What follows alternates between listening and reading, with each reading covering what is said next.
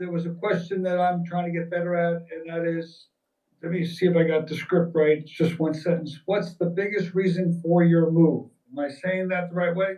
Yeah, you could even take the your move and just say moving. And then if you're afraid that it sounds weird, put a softener in front of it, just out of curiosity. Just out of curiosity, what's the biggest reason for moving?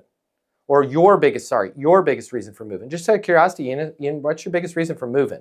Man, kids are getting out of the house right now. It's a larger house. We want to downsize. When you say you want to downsize, can you give me a specific example of like the thought process there and everything? It's just getting them to open up and giving you ammunition when they come back and say things like, hey, the price is too high. We don't need the concierge service on the packing. You can say, hey, I just want to make sure that I'm clear on something.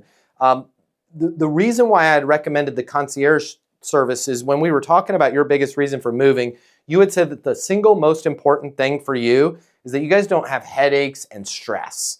And this is kind of your move to make sure that we're getting everything that's completely necessary out to San Diego, but we're doing it in a way that doesn't feel like a headache, doesn't feel like stress. Because if you wanted to have headache and stress, you just stay at home and avoid that. That's why I put those into the quote. Does all that still match what you guys needed in terms of priorities for this move? It just gives you opportunity, because what ends up happening, a lot of times the reason why we want to ask what's your biggest reason for blank, one, we want to understand what the hell's going on in their world. And then two, a lot of times, and Ian, you can testify to this, we have to save these damn customers from themselves, because they'll have all these priorities, they'll have all this wish list, they'll have all this reason for doing stuff internally, and then they look at a quote or a proposal and they're like, I don't want any of that. And they end up going with the lowest cost provider and they hate the solution, right? We have to remain vigilant.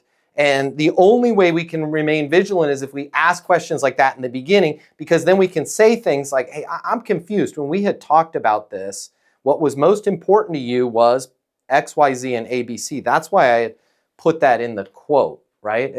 Sure. Okay. Yeah. Hey, it's Matt Easton. If you like this video, you're going to love this. I'm about to give you my closing mini masterclass absolutely free for you. Click the link here and I'm going to cover the $300. You're going to know how to close. Life is about to get a lot easier for you. No strings, no catches. I'm going to give you the closing mini masterclass for free right here, right now. I'll see you on the other side.